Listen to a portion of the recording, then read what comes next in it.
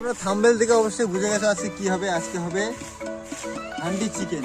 তো আমরা কিন্তু হাঁড়ি বাজার থেকে কিনে কিন্তু একেবারে রেডি করে আমাদের স্পটে চলে এসেছি। আমরা এই বাগানেই কিন্তু সব কিছু করি। তো আজকে চলো দেখা যাক, ভিডিওটা সম্পূর্ণ দেখতে থাকো, আশা করি ভালো লাগবে।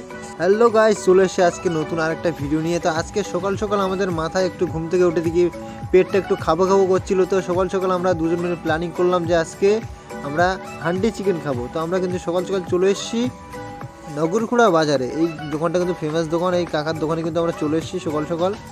এবার এখান থেকে আমরা মাংস নিলাম, 1 কিলো মাংস নিয়ে কিন্তু আমরা বেরিয়ে পড়লাম। তারপরে কিন্তু বাজার থেকে ভালো দেখে দুটো হাঁড়ি কিনলাম, মাটির হাঁড়ি কিনে কিন্তু আমরা বেরিয়ে পড়েছি আমাদের স্পট। এই যে আমরা জায়গাটা দেখছো, বাগানটা, এই বাগানে কিন্তু আমরা ভিডিও করি সব সময়। আগের ভিডিওটা কিন্তু এখানে করেছিলাম, দারুণ জায়গা পিকনিকের জন্য। যারা পিকনিক করতে চাও আসতেই পারো এই জায়গাটা। তো আমাদের এই ঠাকুরমা দেখছো, ঠাকুরমাকে বলেছিলাম বাগানটা একটু পরিষ্কার করে রাখতে। ঠাকুরমা কিন্তু পরিষ্কার করে দিয়েছে, থ্যাংক ইউ ঠাকুরমা। আর এবার কিন্তু আমরা প্রথমে আমাদের যেটা করতে হবে, হাঁড়িটা পরিষ্কার করে নিতে হবে, ঠিক আছে? তো পরিষ্কার করে তার আগে কিন্তু আমাদের যেটা করতে হবে, উনুন করতে হবে। তো আমাদের বুদ্ধদা আর বাপি দুজন কিন্তু লেগে পড়েছে। এবার আমি চিকেনটা ধুয়ে নেব। চিকেনটা কিন্তু ভালো করে পরিষ্কার করে নিতে হবে, না হলে কিন্তু বুঝতেই পারছো খেতে গেলে অসুবিধা হবে। তো ভালো করে কিন্তু আমি চিকেনটা পরিষ্কার করে নিচ্ছি। এবার ম্যারিনেট করতে হবে। তো বাপি কিন্তু সব মশলাকে একদম রেডি করে নিয়ে এসছে। এর মাংসগুলো আমি ভালো করে মাখাচ্ছি, সব রকম মশলা কিন্তু দিচ্ছি এর ভিতরে। তো মশলাগুলোর নাম আমি আর বলছি না, এগুলো কমন মশলা। তো সব রকম মশলা দেওয়ার পরে কিন্তু ম্যারিনেট শুরু করব।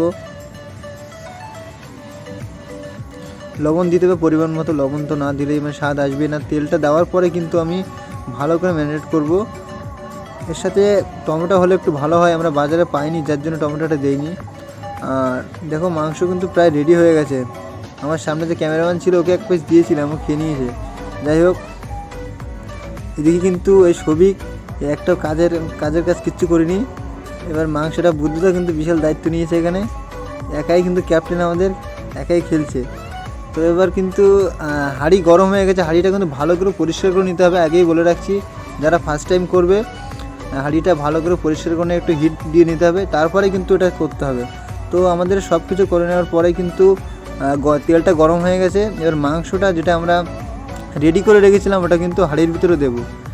দেওয়ার পরে ভালো করে কিন্তু একটা গরম মশলা দিলাম। গরম মশলা দেওয়ার পরে কিন্তু এবার আটা মাখিয়ে, আটা দিয়ে ভালো করে হাঁড়ির ঢাকনাটা ঢেকে দিতে হবে, যাতে বাষ্পটা না বেরিয়ে যায়। বেরিয়ে গেলে কিন্তু আসল স্বাদটা পাওয়া যাবে না। তো এবার রেডি হয়ে গেছে। এবার উনুনে আমি এটা বসিয়ে দেবো। এদিকে সাইডে কিন্তু আমাদের ভাতটা তৈরি হচ্ছে, রাইসটা হচ্ছে ওদিকে। বাগানে প্রচুর হাওয়া ছিল, যার জন্য একটু সমস্যা হচ্ছিল আমাদের। কিন্তু কাঠ আমাদের ধরে গেছে, আগুন কিন্তু সেই জ্বলছে। ওদিকে ভাত প্রায় কমপ্লিট হতে গেছে। বাপি কিন্তু বিশাল দায়িত্ব নিয়েছে। এবার আমি চলে এসেছি, একটু চুরি করতে চলে এসেছি। চুরি ঠিক না, দুপুরবেলা বুঝতে পারছো, সাদা বেগুন গাছ থেকে কালো বেগুন ছিটছি আমি।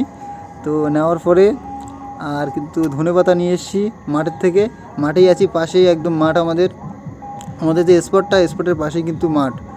তো এখান থেকে এবার চলে যাব আমাদের স্পটে। বাপি কিন্তু ধনেপাতা ভালো করে কেটে রেডি করছে বেগুন পোড়া মাখানোর জন্য। আর বেগুন পোড়া মাখাচ্ছে কিন্তু আমাদের বুদ্ধদা, বিশাল দায়িত্ব আগেই বললাম। তো ভালো করে পোকা টোকা আছে কি দেখে নিতে হবে, বুঝতেই পারছো, পোকা থাকলে কিন্তু মুশকিল হয়ে যাবে। তো বেগুনগুলো ভালোই ছিল, পোকা টোকা কিছু ছিল না। তো এবার কাঁচা লঙ্কা দিয়ে কিন্তু মাখানো হবে। কাঁচা লঙ্কাটা বুঝতে পারছো সেই ঝাল ছিল। এবার কাঁচা পেঁয়াজ ভালো করে মাখানো হচ্ছে। জিভে কিন্তু জল চলে আসছে দেখে, ওহো কি মাখন লাগছে। তো রেডি হয়ে গেছে। এদিকে চিকেনও কিন্তু রেডি, হান্ডি চিকেন রেডি হয়ে গেছে। এবার এটা খুলে তোমাদের দেখাবো। ক্যামেরাম্যান কাছে আসো, ফোকাস করো। সেই গরম ছিল, আস্তে আস্তে খুলতে হবে। সেই কিন্তু একটা ফ্লেভার আসছে, সেই স্বাদ। খাওয়ার পরে বুঝলাম। তো ধোয়ার জন্য ভালো দেখা যাচ্ছিল না। এবার আমি ভালো করে দেখাচ্ছি, রাইস সবাইকে ভাতটা দিয়ে দিচ্ছি। আমি কলা পাতায় খাবো আমরা, পাশেই কলা বাগান আছে। কলা গাছ কেটে কলা গাছ বলছি, কলা পাতা কিন্তু কেটে এনেছি। আনার পরে সবাইকে এবার ভাতটা দেওয়ার পরে আমি বেগুন মাখনাটা দিচ্ছি। দেওয়ার পরে ওইদিকে চিকেনটা কিন্তু রেডি হয়ে গেছে, আগে বললাম। রেডি হওয়ার পর কিন্তু বাপি ওটা চিকেনটা দেবে। তো কলার পাতায় কিন্তু খাওয়ার একটা মজাই আলাদা। আমরা এর আগেও খেয়েছি, আজকেও খাচ্ছি কলার পাতায়। বাপি চিকেনটা দিচ্ছে ধোয়ার জন্য, কিন্তু মানে কালারটা ভালো বোঝা যাচ্ছিল না, এবার বুঝতে পারছো কেমন লাগছে। ও হো, আর মাটির হাঁড়িতে যে মানে রান্না করে খাওয়ার যে কী স্বাদ, আমি ফার্স্ট টাইম খেলাম, সত্যি খুব ভালো লাগছিলো। আমরা একটু আলু দিয়েছিলাম, আলুটা অনেকেই মানে খায় না হয়তো যে হান্ডি চিকেনের সাথে, তো আমরা ফার্স্ট টাইম খাচ্ছিলাম, তো এটা ট্রাই করলাম, ভালোই হয়েছিল।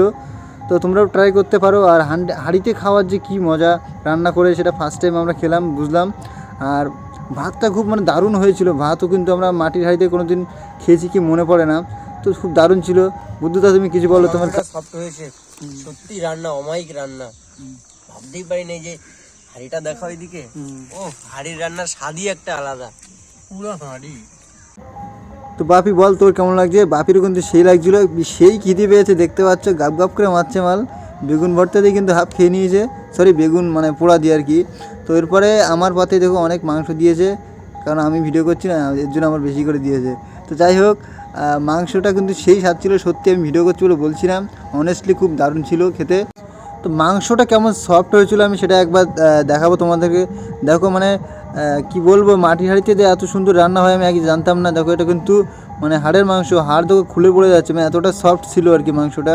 খেতে খুব মানে খুব অসাধারণ ছিল। মানে সলিড মাংসগুলো যে খেতে গেলে কিন্তু একটু অসুবিধা হয়, কিন্তু সেই প্রবলেমগুলো কিন্তু ছিল না। আর আমাদের এই স্পটটা দেখছো, আমরা যে বাগানে সবসময় রান্নাবান্না করে খাই, খুব দারুণ একটা পরিবেশ।